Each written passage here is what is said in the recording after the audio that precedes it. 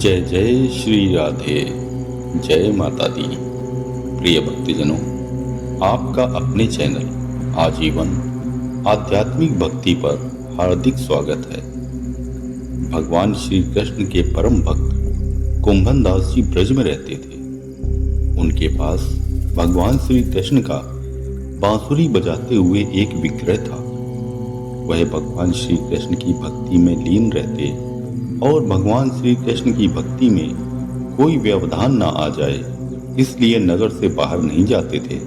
उन्हें एक बार वृंदावन से भगवत कथा का निमंत्रण आया। उन्होंने पहले मना कर दिया क्योंकि वह नहीं चाहते थे कि उनकी सेवा में कोई विघ्न आए, लेकिन भक्तों के ज्यादा जोर लगाने पर वह मान गए। उन्होंने सोचा कि भगवान की सेवा की सारी तैयारी करके जाऊंगा और प्रतिदिन वापस आ जाया करेंगे। इस प्रकार उनकी सेवा का नियम भी बना रहेगा। उनके पुत्र का नाम रघुनंदन जी था। कुंभन दास जी ने पुत्र को समझा दिया कि भोग मैंने तैयार कर दिया है, तुम समय पर ठाकुर जी को भोग लगा देना। रघुनंदन जी ने थाली में भोग ठाकुर जी के सम्मुख रख दिया और ठाकुर जी को भोग लगाने के लिए कहा। उनके बाल मन में था कि ठाकुर जी स्वयं आकर वैसे ही भोग ग्रहण करेंगे जैसे हम भोजन करते हैं, लेकिन जब उन्होंने भोग वैसे का वैसा देखा तो उदास हो गए और रघुनंदन जी ने पूरी श्रद्धा के साथ पुकारा कि ठाकुर जी भोग ग्रहण करो। रघुनंदन जी की सच्ची भक्ति से प्रसन्न होकर ठाकुर जी ने बालक का रूप धारण कर भोग ग्रहण किया। रघुनंदन जी बहुत खुश हुए। कुंभन दास जी ने वापस आकर पूछा, भगवान को भोग लगा दिया था? रघुनंदन जी ने कहा, हाँ लगा दिया था।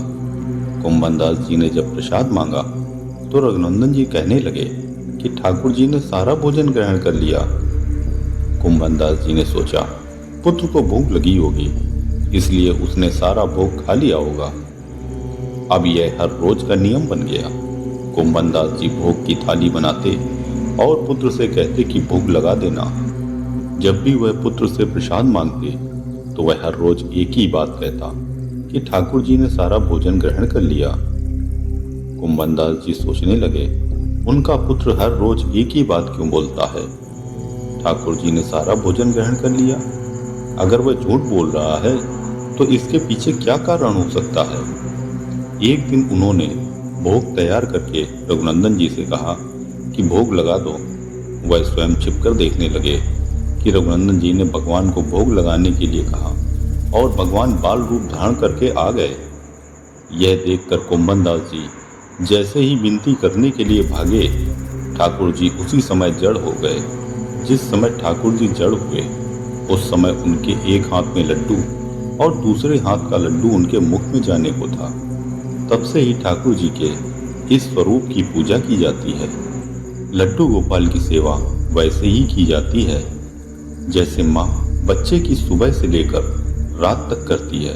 माना जाता है कि लड्डू गोपाल की पूजा करने से सभी परेशानियों से छुटकारा मिलता है। जय जय श्री राधे। जय माता दी।